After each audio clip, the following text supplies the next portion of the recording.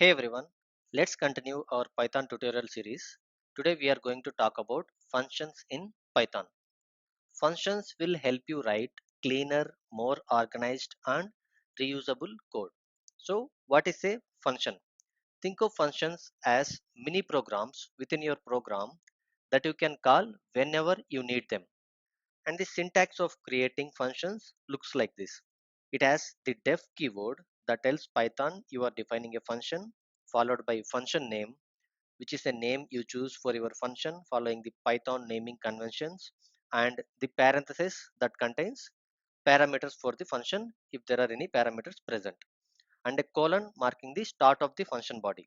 And on the next line, the indented code block that contains the function's operations.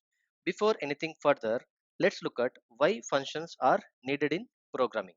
Functions actually solves several key problems. Beginning with code organization, functions help break down complex problems or a big code into smaller manageable pieces, and they make code easier to read and understand by grouping related operations.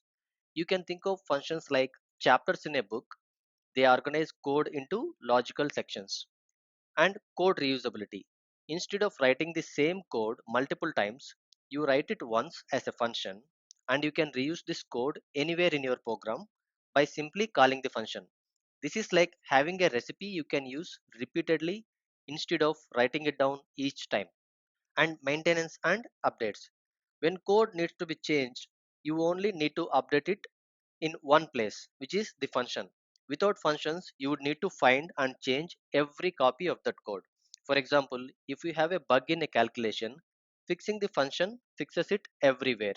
And abstraction, functions hide complex operations behind simple commands. Let's say users of your function don't need to know how it works internally. For example, a calculate tax function can hide complex tax rules behind the simple interface. Users can just call calculate tax function, and everything inside that function can be hidden, and user need not know the complete logic or need not understand the complete logic of that function. And functions make it easier to test specific parts of your code.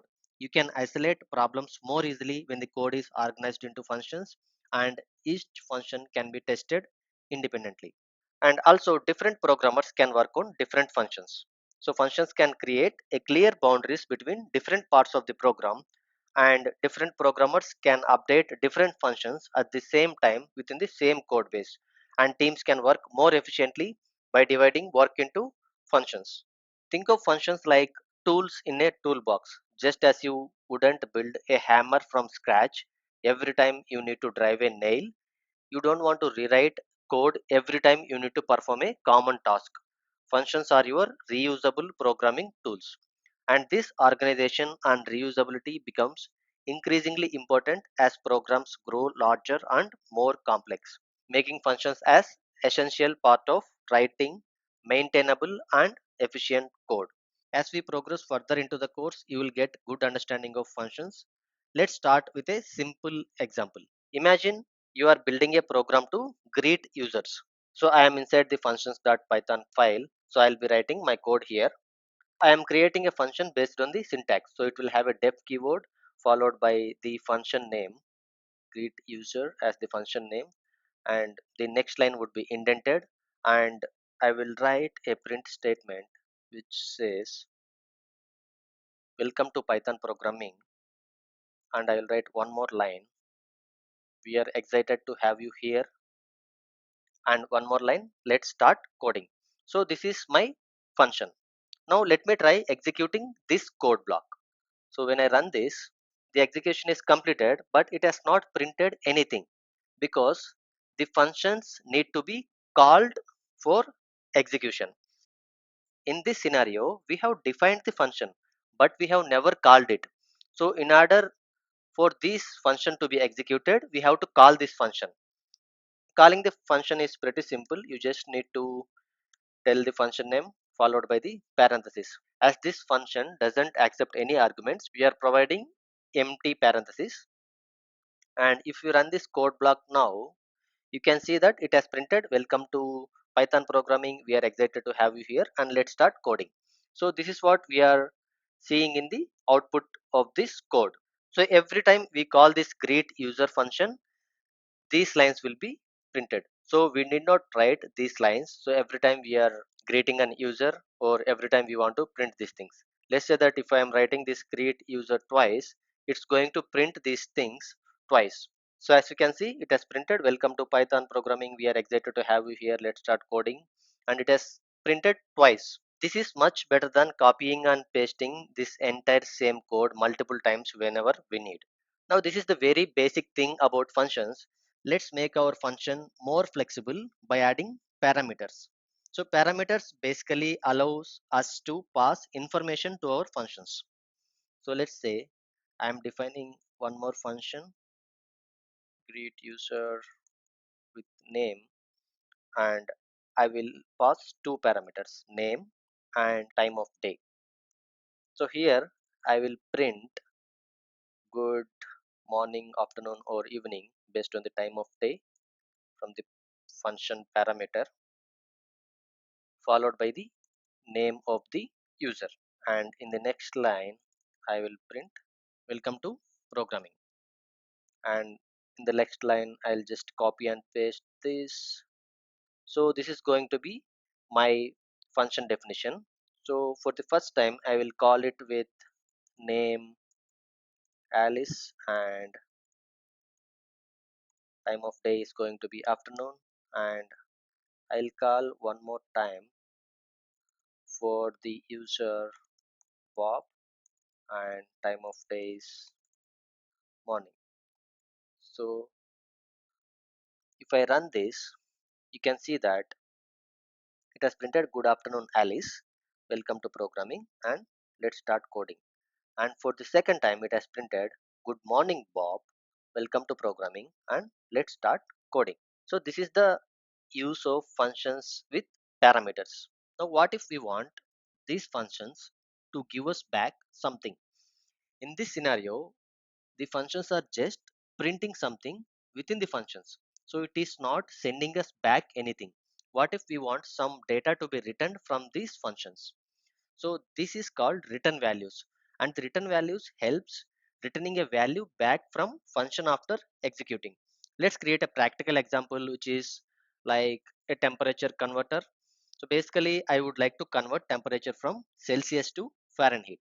So I'll just comment out this code, Celsius to Fahrenheit, and the logic is going to be, so if we want to convert the Celsius to Fahrenheit, let's say that my Celsius temperature is 45 degrees, and to convert to Fahrenheit I'll say I want to print the Fahrenheit temperature. I'll tell Celsius into 9 by 5 plus 32. So if I execute this, the Celsius will be converted into Fahrenheit and be printed. And we see that the equivalent Fahrenheit temperature is 113 degrees. What if we want to convert a different Celsius? So let's say now the Celsius is 55. Now we have to run this again. So basically we need to run this logic again. So this is how we can convert the temperature without using functions. Now let's try to use the functions and see how simple it would be. So I'll just write a function, and the function is going to be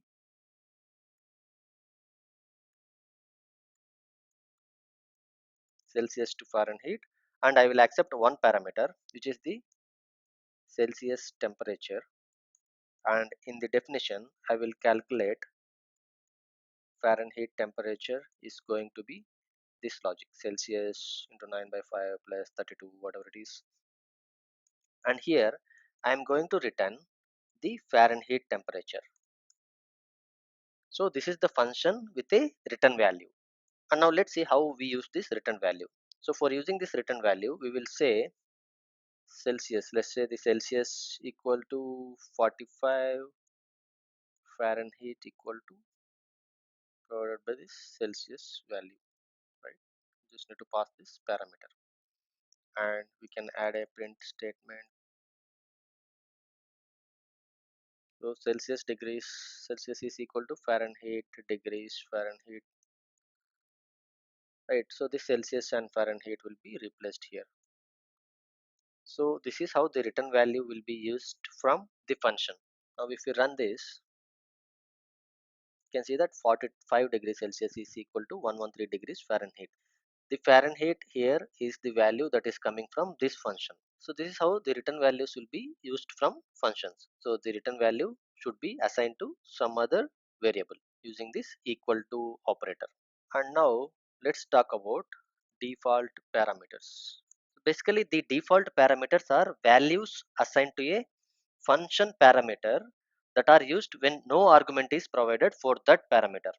They are defined in the function declaration using the equal to operator.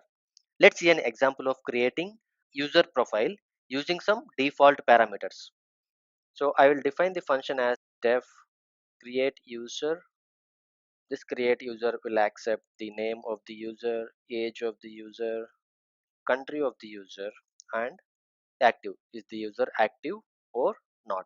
It will basically return dictionary of user data. So name will be name, age will be age. So this is going to be the data that this create user is going to return. I would like to make country as a default parameter when there is no input provided. I will just mention it as not specified. And similarly for the active, if there is no parameter provided or no argument provided, I will mark it as true. And let us see how this default parameter helps us. Now there would be different ways to use this function. Now let us try to create user 1 using this function create user, and I will provide name which is Alice, and I'll provide age 25. And in this case I am not specifying country and active.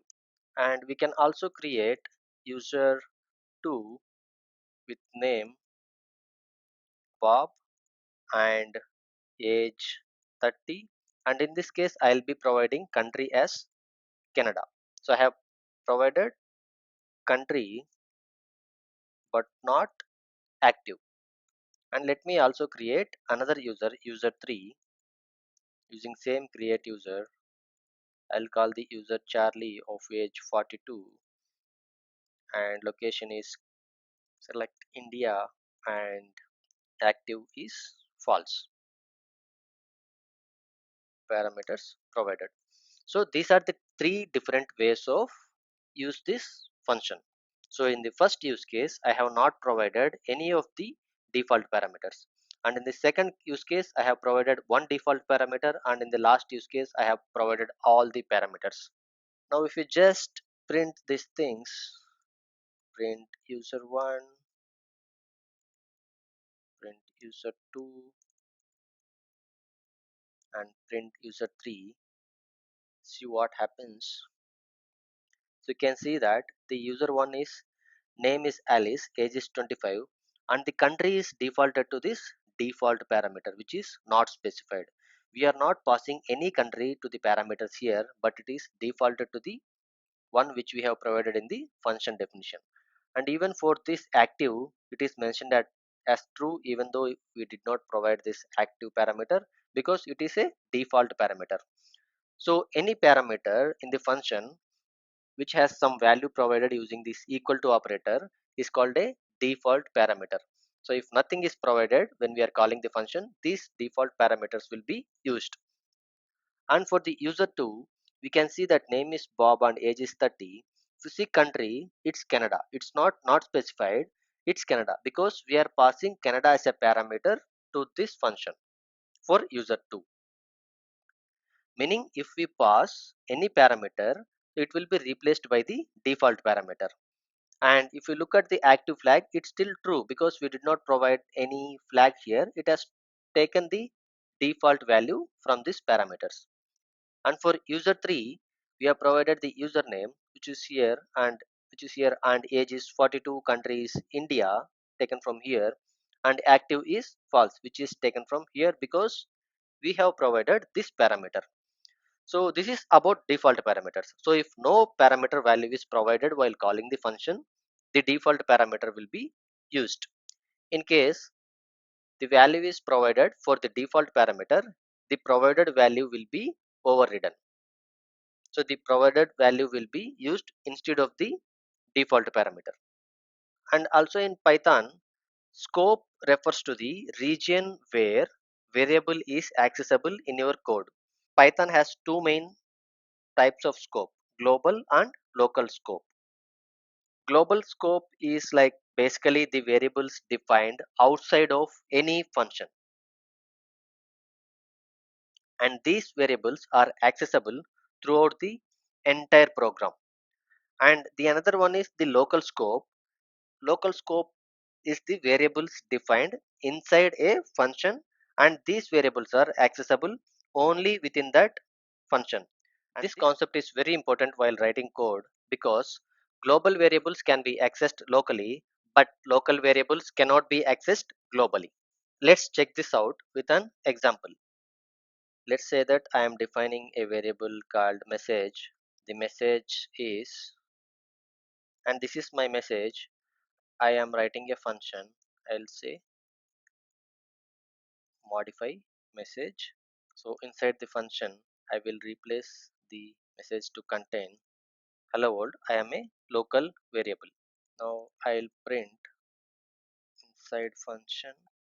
So I am printing a message inside the function, right? This is the function body, and I'll come here and I'll call this function. I'll call modify message, and after calling that, I will write one more print statement.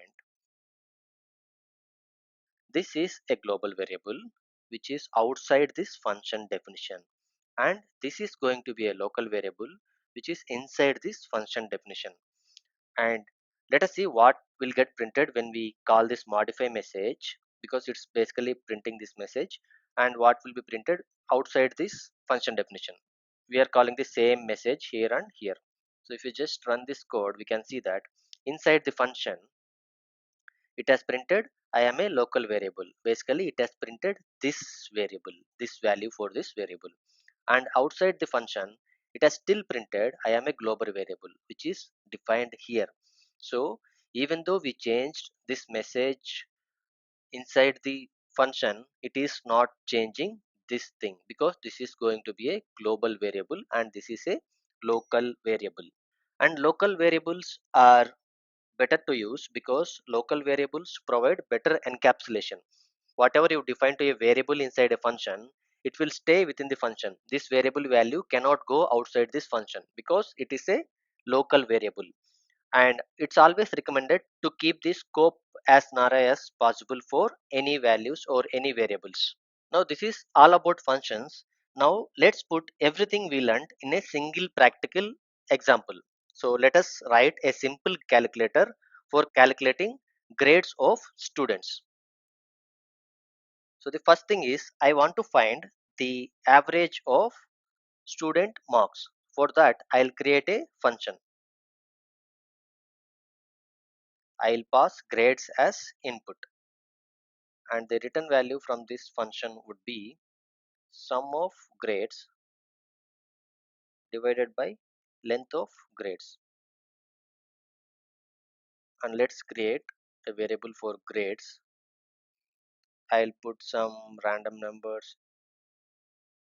So these are my grades. If we just print calculate average of these grades, it's going to print 83.2 as the average. Now what I would like to do is I want to determine letter for their grade, which is are they belonging to grade A, grade B, or grade C.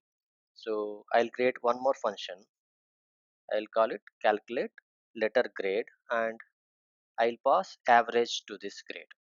Basically if average is greater than or equal to 90, I'll return A as grade.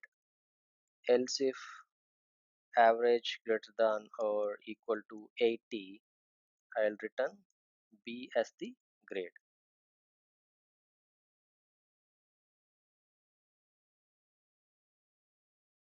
D as the grade, otherwise I'll return as fail. So this is the grade of this student. So now what I do is I'll pass this average to this function which is determine letter grade. So I'll just tell determine letter grade followed by this thing. So to make it clear, let me tell average equal to this, and I'll pass this average into determine the letter grade. So we forgot the colon here. Let me include the colon and run this again. So it has printed the user got B grade. So let me take the letter grade into another variable from here. I got the letter grade here, and I would like to generate a report for student. So I'll create one more function called report which will generate the report card for student. For that I will accept the student name and grades. So this everything will be included in the single function, and in this function I will calculate average. So this average I'll put inside this function, and also this letter grade I'll put inside this function. So I have calculated average and letter grade. Now I will type the report. So the report is going to be, so this triple quoted string will help us write multi-line strings in Python. Line 1, and you can also have line 2, or you can have n number of lines in this triple quoted string. So my line 1 is going to be, I'll just tell grade for student with student name. So I'll just provide an f string here because we are using a parameter, and in line 2 I'll just leave some dotted line, and in line 3 I'll mention number of assignments students has written, which is length of grades, and this length of grades has to come from this parameter. And I will mention average grade here again. So average grade is going to be average which we already calculated here, and in the next line I will print letter grade. I will use this parameter here. So this is going to be the report card for student. So from this function I will return this report. So this is how we use functions inside functions. So now I'll just tell this print to print this generate report. Just tell generate report for grades. These are the grades. I'll ask it to generate report, and along with grades we need to provide name as well. So name is going to be, let's say, Aman. So generate report for Aman with these grades. So if I run this, it will print grade for student Aman, number of assignments 5, which is we have 5 marks here, and average grade is 83.2, and letter grade is B. And you can have another grades 2, and you can mention some other numbers, and you can also print generate report for Tanya and provide grades 2. So if we run this, we can see it has provided two reports. One is for student Aman and one is for student Tanya, or it can be any other name. That's it with functions in Python, and we have covered the basics of Python functions, from simple function definitions to creating complex reusable code with best practices. Remember that good functions should have clear descriptive names. The function should achieve only one thing, and functions should be well documented and use parameters effectively and return meaningful values. When I say do one thing, if you see here, we had three functions. We could have instead put everything in a single function, but these are three different calculations. The first one is to calculate average, the second one is to determine letter grade, the third one is to generate report. So that is how we separate different use cases or different things into separate functions in real life scenarios. And I recommend you to practice writing functions with these principles in mind, and you will be writing better Python code in no time.